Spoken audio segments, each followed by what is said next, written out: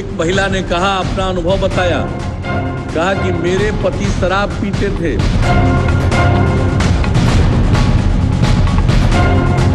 कि पहले मार पीट करता था और अब मुस्कुराता, देखने में क्रूर लगता था, अब देखने में अच्छे लगते हैं।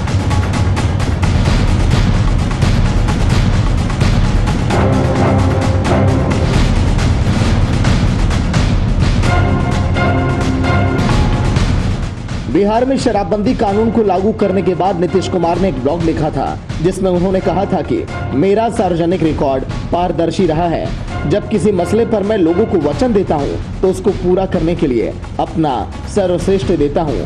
मैंने पिछले साल 2014 में एक सार्वजनिक कार्यक्रम में घोषणा करते हुए कहा था कि यदि हम दोबारा सत्ता में आते हैं तो हम शराब पर पाबंदी लागू करेंगे। कुछ लोग इसे मेरी सनक के रूप में देख रहे हैं और कह रहे हैं कि मेरे पास कोई और एजेंडा नहीं है। यह एक पक्षपातपूर्ण और भ्रामक विचार है। तब से लेकर आज तक नीतीश कुमार शराबबंदी के पीछे पड़े हैं, मगर कुछ ऐसी घटनाएं हो जाती हैं कि शराबबंदी पर सवाल खड़े होने लगते हैं। शासन चलाने और शासन करने में बहुत फर्क है। यही अंतर लोकतांत्रिक और एकाधिकारवादी सिस्टम में भी है। निर्वाचित नेता अक्सर अपनी लोकप्रियता और बहुमत का अपने हिसाब से शासन करने का अधिकार समझ लेते हैं। जिस राज्य में सामंतवादी जड़ें इतनी गहरी हो वहां ऐसा होना कोई आश्चर्य की बात नहीं है। यही वजह है कि हम ऐसे नेताओं की न सिर्फ तारीफ करते हैं बल्कि उन्हें बर्दाश्त भी करते हैं और हम माफ भी कर देते हैं।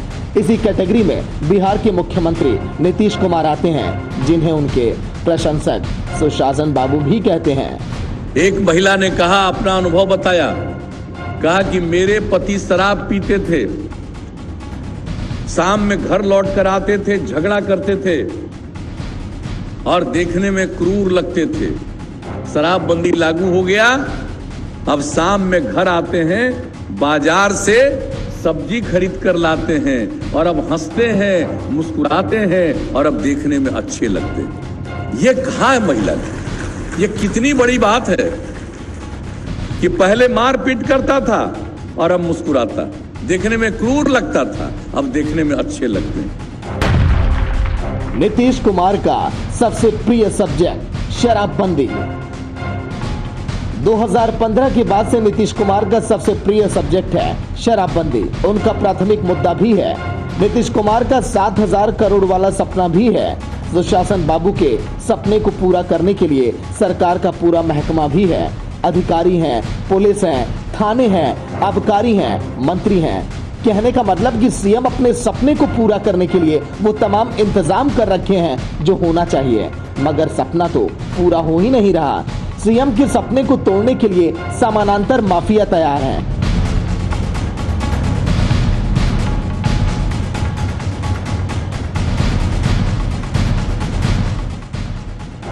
तू डाल डाल, मैं पात पात का खेल जारी है, मगर दोनों में कोई पीछे हटने के लिए तैयार नहीं है।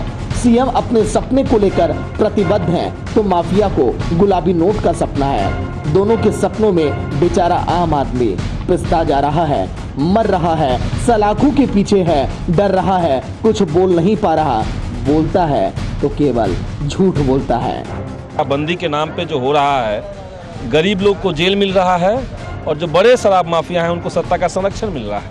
इस बात से, इस तथ्य से कौन इनकार कर सकता है? कोई इनकार नहीं कर सकता है। तो इसको लेकर के सरकार की योजना क्या है? हम तो ये उनसे पूछे हैं, एक बार नहीं पूछे, 10 बार उनसे पूछा गया है, कोई जवाब नहीं। एकदम बहस से, सवाल से, जनता के मुद्दों से सरकार बच रही है और उसमें कहिए कि मुद्दे जैसे ही आ रहे हैं तो लड़ाई झंझट करने का माहौल बना देना, अंदर जय श्री राम का नारा लगाना, भारत माता की जय करने लगना, ऐसे थोड़ी चलता है। 2015 में बीजेपी को मात देने के बाद नीतीश कुमार पर शराबबंदी का जो भूत सवार हुआ वो आज तक बरकरार है। तब लालू प्रसाद के राष्ट्रीय जनता दल उनके साथ थे, आज उनके विरोध में है। तब शराबबंदी कानून का विरोध करने वाली बीजेपी अब नीतीश कुमार के साथ है। लेकिन नीतीश कुमार का सपना वही है जो 2015 में था, यानी कि शराबबंदी। बिहार में देशी विदेशी शराब की बिक्री और उपभोग पूरी तरह प्रतिबंधित है। इसके लिए गांधीवादी आदर्शों और संविधान की दुहाई देने के साथ नीतीश कुमार ने शराब के कारण पारिवारिक और सामाजिक जीवन में आ रही बुराइयों का हवाला देते हुए हमेशा वो कहते हुए दिखाई दिया है।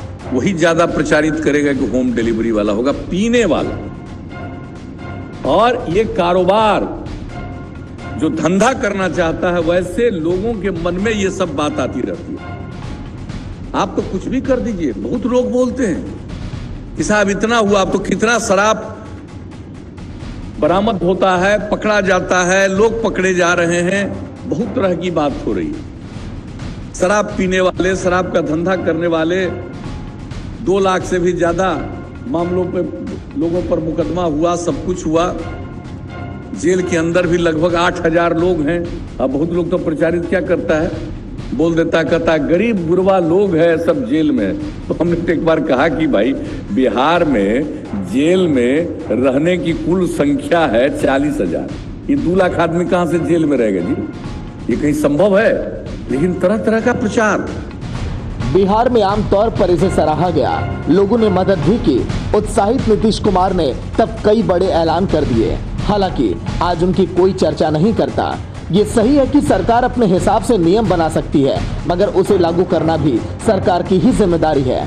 शराबबंदी को भी सख्ती से लागू करना सरकार की जिम्मेदारी है। शराबबंदी से पहले शहरों और कस्बों में हर तरफ शराब की बदबू पसर गई थी, तब भी सरकार का ही फैसला था।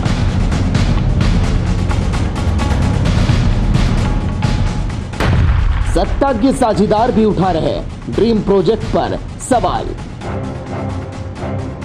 अब तो बिहार की सत्ता में साझीदार नीतीश कुमार की शराबबंदी कानून पर सवाल खड़े कर रहे हैं। राज्य के पशु मत्स्य विभाग के मंत्री मुकेश सहनी ने कहा है कि बिहार में शराबबंदी कानून जितना सफल होना चाहिए था, उतना निश्चित रूप से हुआ नहीं है।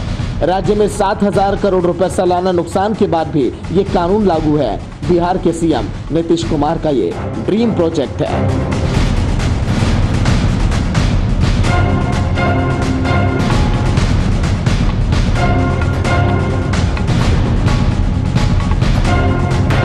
शराबबंदी वाले राज्य में जहरीली शराब कांड। शराबबंदी कानून की एक बार फिर सुर्खियों में आने की वजह मुजफ्फरपुर और गोपालगंज है। मुजफ्फरपुर का कटरा इलाका जहरीली शराब की मातम में डूबा है।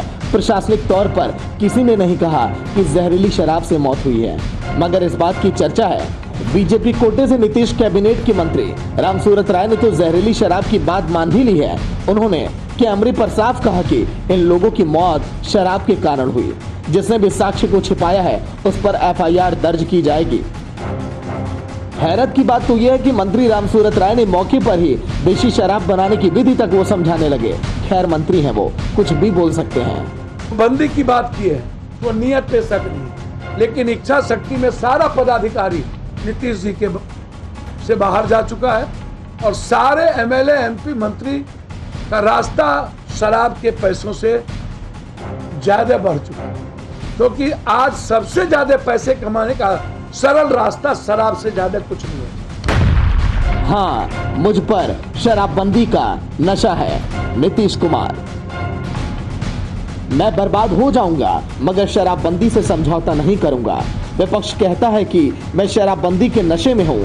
हाँ, मुझ पर शराबबंदी का नशा है। जो पिए बिना नहीं रह सकते वो कहीं और चले जाएं, क्योंकि अब बिहार में शराब पीने की गुंजाइश नहीं है। जिन्हें जितना मजाक उड़ाना है उड़ा ले, हम पीछे हटने वालों में नहीं हैं। हमें मालूम है कि हमने बिरनी के छत्ते में हाथ डाला है। ताकतवर लॉबी है शराब की, उसको उकसाया है, लेकिन हमें परवाह नहीं है कुछ।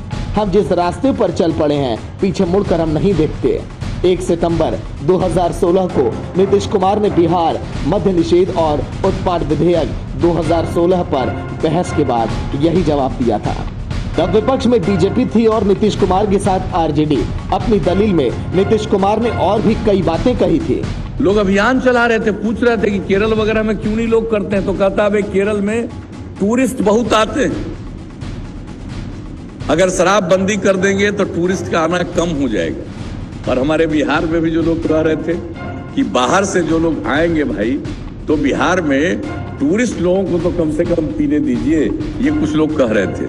और कह रहे थे बड़े बड़े होटल में उसको पीने की इजाजत दीजिए। हमने कहा इसकी तो कोई इजाजत नहीं देंगे, और अगर कोई पीना चाहता है यहाँ आकर के तो यहाँ आने की उसकी कोई जरूरत नहीं। बिहार में आज भी शराबबंदी कानून चुनौती,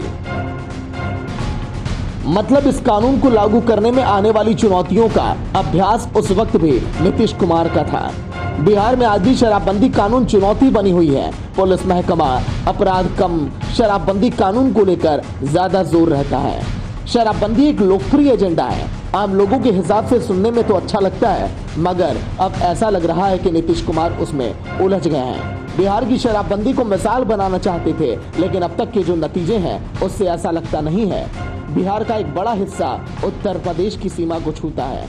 कुछ इलाके सीधे नेपाल से लगे हुए हैं। एक बड़ा इलाका झारखंड से सटा हुआ है। कुछ हिस्से बंगाल को भी छूते हैं। पड़ोसी राज्यों में शराबबंदी नहीं है, जबकि बिहार में शराबबंदी है। बाकी आप समझदार हैं।